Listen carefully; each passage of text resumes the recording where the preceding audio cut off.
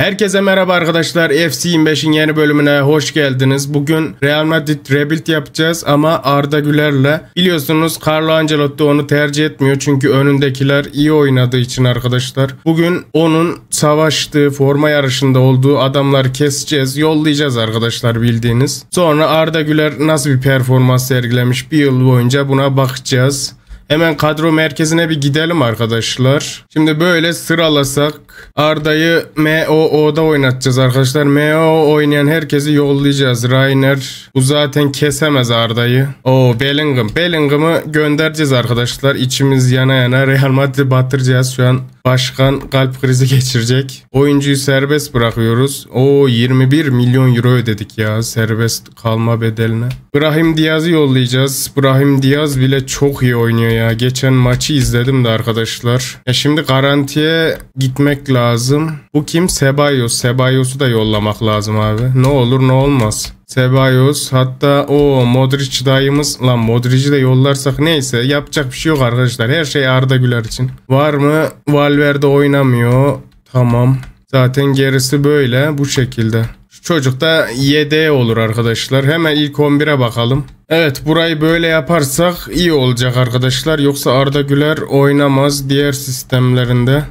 Ne kadar mahvolmuş ya takım. Takımı mahvettik arkadaşlar. Beli kırıldı takımın. Valverde değil de şurada Tchouaméni oynasa. Yok, böyle değil. Neyse, oynamıyor ya. Tamam, Camavinga. Arkadaşlar biz kışa doğru gidelim arkadaşlar. Bir bakalım nasıl olacak Arda Güler'in performansı. Bakalım Real Madrid UEFA Süper Kupayı alacak mı Arda Güler'le? Arda Güler kupayı kazanıyor mu? 2-1. Güzel. Ve ilk maçımızı Şampiyonlar Ligi'nde oynuyoruz. Güzel de gidiyoruz arkadaşlar. Bence Arda Güler adapte olmuş. Ve Atletico Madrid'le derbi maçı 3-0. Abi gayet güzel gidiyoruz. Lille'le ikinci maç. Şampiyonlar Ligi 3-1 kazanıyoruz. Arda Güler 10 numara oldu yani.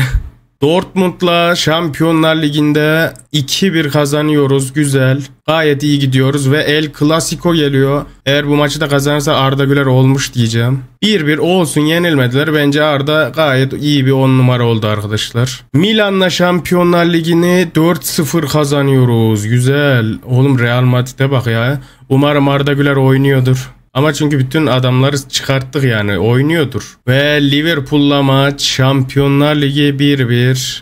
Atalanta maçı 3-0 kazanıyor Real Madrid. Güzel. Ve Barcelona ile Süper Kupa'da maçımız var. 3-2 kazanıyoruz. Güzel.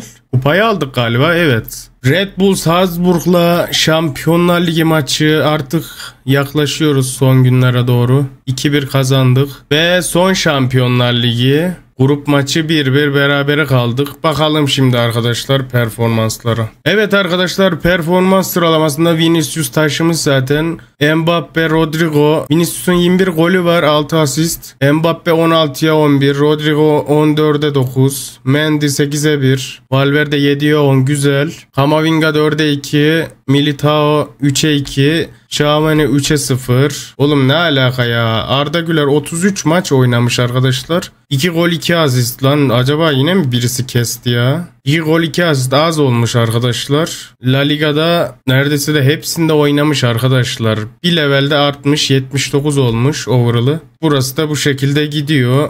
Ligde birinciyiz arkadaşlar, 56 puanla 9 puan fark atmışız. Süper Kupayı aldık Barcelona'yı yenip.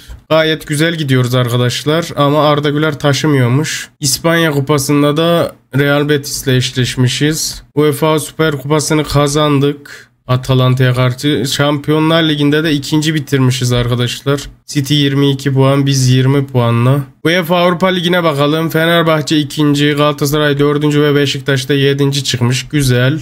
Konferans Ligi'nde de Başakşehir'e bakalım abi. O da 9. çıkmış arkadaşlar. Hemen sonraki Şampiyonlar Ligi eşleşmesine doğru gidelim arkadaşlar. Atletico ile ligde maç 4-2 kaybediyoruz. Enteresanlaşmaya başladı takım. Evet arkadaşlar, son 16 turunda Kulüp Brugge'le eşleşmişiz. Hemen hızlı simüle edelim. Arda oynuyor. Yorgun hatta. Takımı bayağı mahvettik lan. Kötü takıma yenilmişsiniz lan 2-1. Bak Mbappe penaltı kaçırmış. Yani kötü derken arkadaşlar Real Madrid'e göre kötü bir takım. Evet arkadaşlar, ikinci maçtayız. İlk maçı kaybetmiştik. Hemen simüle edelim. Ve 3-1. Son 16'da Real Madrid elendiği takıma bak, Kulüp Brugge. Lan Arda Güler'i kurtaracağız diye takımı batırdık. Milyarlık takım arkadaşlar. Son 16'da elendiğinde kaç yıl önceydi acaba ya? Hiç hatırlamıyorum son 16'da elendiğini. Real Madrid'in enteresan bir simülasyon oldu arkadaşlar. Sezon sonuna doğru geçelim biz. İspanya Kupası yarı finali 5-1 kazanıyoruz. Osasuna'ya karşı güzel.